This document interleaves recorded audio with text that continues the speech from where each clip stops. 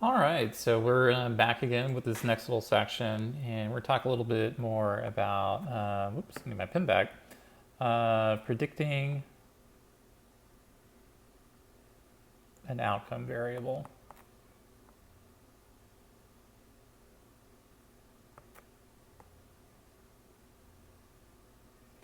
And so one way to do this, right, is if we think about this as like an equation, right? Because we think about like we have this outcome, and we're saying that there is this explanatory variable. One way to represent this is through an equation, right? So we're saying that this outcome is equal to something changes in this explanatory variable, right? So that's basically what we're saying. So we're saying that change, we'll introduce by a triangle for delta, change in explanatory is going to yield change in the outcome. So one way that this is often represented is through an equation. I know equations are sometimes scary. This is not really a big deal because it's going to look kind of familiar, right? So this is y hat, that's what this little cap means, equals a plus bx, right? So this should look very similar to y equals mx plus b. It should sound familiar, right? Let's go over a few little notes about this, right? About this equation, right? So the y hat is the predicted outcome.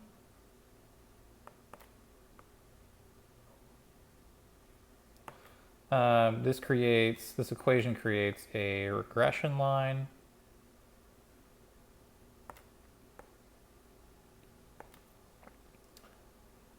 A is going to equal the y-intercept, which should sound familiar from past math courses you've taken, so it should be very familiar.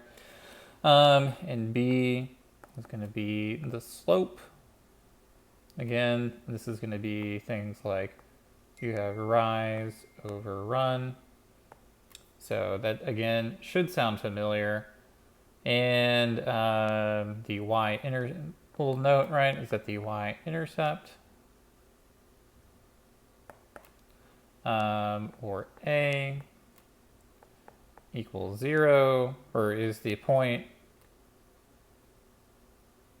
when x equals 0, right? And so if you go back through the notes, you can see an example, right? So if we go through the example, I have the notes, right? So the notes in the example that I have is y equals 5.7 plus 4.5x. And so if we look at this, right, what this is basically saying is that, so if we drew this out, we're saying that if there was a line that came up and crossed here, this is imperfect, just rely on the one on the graph, right? So this point right here is the intercept. So it's at 5.7. And for every increase in x, so here, here, and here, the y value, y increases by 4.5 for every x increase. So that is going to be the kind of like core thing to keep in mind, right? So it should be pretty simple. I encourage you to look at the notes and other predictions that I have as far as about predictions and things like that. So the other part to keep in mind, right, is that eventually we're going to have to solve some of this stuff. So how do we like figure this stuff out? So for the most case, right, we should maybe learn how to solve a few little things like this, right? Shouldn't be a big deal. But let's go over some kind of formula and we'll go over an example in this video. So if we make a little note. So when we think about the slope, right? So in this case, we're thinking about B.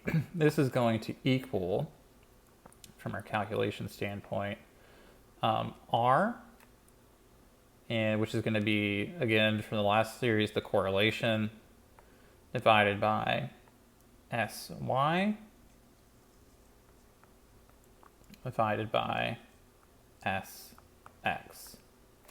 And you will also recall, so this is, if we make a little notes here, right? So this is the correlation value. This is the standard deviation of Y. And then the standard deviation of X. Really important to note that, so for this correlation, right, this Y always has to go on top, right? You can't flip-flop them, otherwise we're going to get something that's wrong, right? And so the other part to consider too is that when we think of A, so this is the Y-intercept. Go back here. This equals the average of Y. So this is, I'll make a little note here. Whoop, whoop. So average of Y. And this minus the slope. So we know that we have to calculate the slope first, times the average of X. So we'll make another note here. So this is the slope, and this is average of X, right? So all stuff that we kind of know.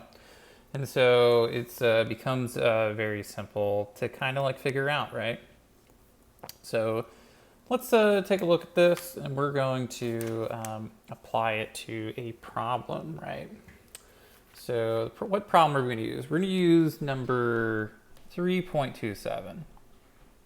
So I know it was kind of a lot. So again, hopefully you are reading the notes first, and then the course notes, and then looking at these videos just to supplement, right? So you should constantly review this kind of stuff to make sure that you are figuring this stuff out. So not everything's in the notes. A lot of stuff is in the book. The book is like takes primacy over anything else. So just like be aware of that, right?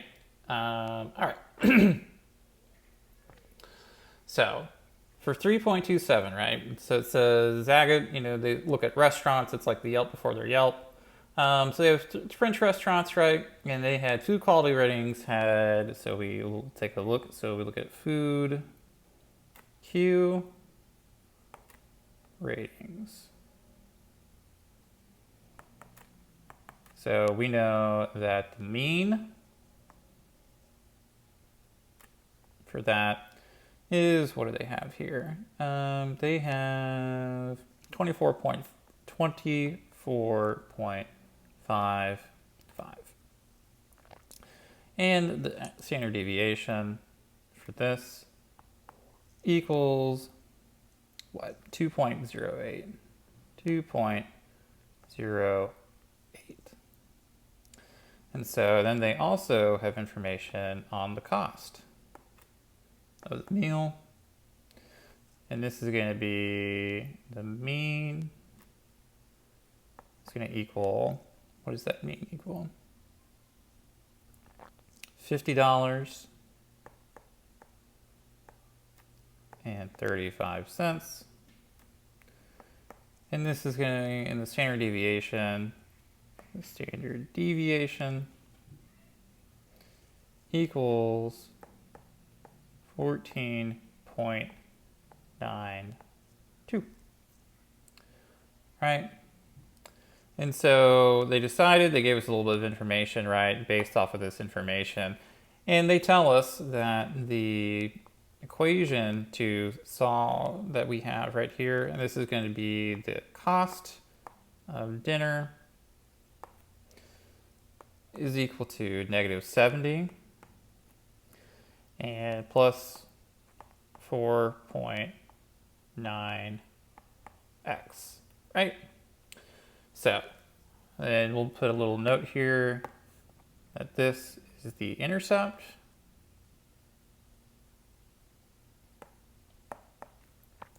and that this is the slope, right?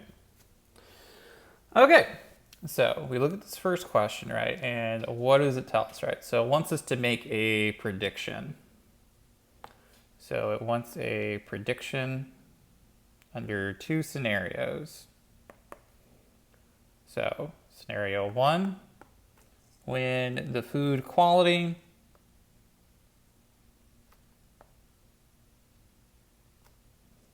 equals 21. And number two, when FQ equals 28. So what this equation is basically saying, and will help, this is really useful to keep track of, right, is that you can predict the price by variations in food quality, which is just FQ. So that's what it's asking us to do, right? So how do we go about solving this first one? So let's look at this, right? So the first thing that we would do, right, is that we're trying to find this predicted value, and we know this is negative 70, and then we're going to add 4.9. So for this first one, what are we going to pick? Pick this orange color, and we're going to substitute this x right here for 21, right? And what is that going to equal for us? So if we do this math, I already have this calculated out, so that's why I don't have it, which is, since we're predicting dollars, how much the cost of food is, it's 32.3290, right? So we get that by multiplying 4.91 times 21, and we get 32 minus 70, and we get 3290. The other one that we can do, right, is if we look at a different equation, we go back to a different color, we have y hat equals negative 70s. The equation has not changed, plus 4.9. And in this time, the difference between these two is that instead of 21, we're putting it at 28. I've already done the math on this one, right? And so we see that this is going to equal 67.20. So the difference between these two is like 7 food quality points, and we notice that there's quite a big difference in like how much like one's willing to, what the cost of the meal is going to be, right? So it matters right here. So question B is then, so this was to solve part A, right? So we'll make a little mark, this is part A. If we go to part B, the question is asking, interpret the slope in context. So the slope in context, what is it telling us, right? So it's saying for every 1 point increase, we'll put an arrow in food quality. The price of dinner, so money, goes up by $4.90. How do we know this? So we have the slope coefficient, right? And we know that this is positive. We see this positive sign here. So for every time there's a food quality point, which is this X value, we know the price is going to go up $4.90, right? So that's what it's telling us, right? So part C in this is asking us to interpret the correlation. So later in that problem, it shows that the R value equals 0.68. So if you'll recall from earlier notes, so we know that this is a few little things that we can note here is that this is positive.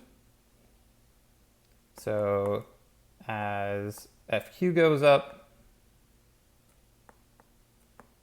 dollar amount goes up, increases. So that's what we know that for sure. And this 0.68 thing, like, wow, it's kind of big. We kind of, that tells us a little something about what's going on in these data.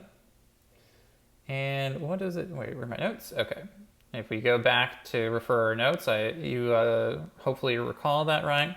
This shows a moderate positive relationship.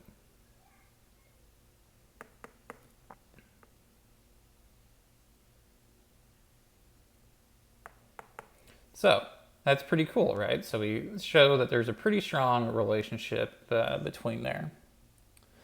Now, here's something else that's sort of interesting, right? And something that is going to be maybe a little bit more challenging, right? So this is on part D. And it's asking us, how could we get this slope, right? So it was given to us, right? But like, what do we know? So how do we get this? So recall that the slope coefficient is calculated by looking at B, and it's looking at this correlation value divided by the standard deviation of Y and the standard deviation of X, right? So if we multiply this, we're gonna get it. So what do we know about this, right? So if you'll recall, so let's take a look at what we know so far from this problem, what they gave us, right? So we know that R from the last little one is 0.68. We know that's the correlation, right? So we don't need to calculate that by hand, but that's all good, right? We also know that what we're trying to predict, right, is the cost, and based off of what the cost was, right? So we look at SY, we know that the standard deviation in the problem that was given us is 14.92.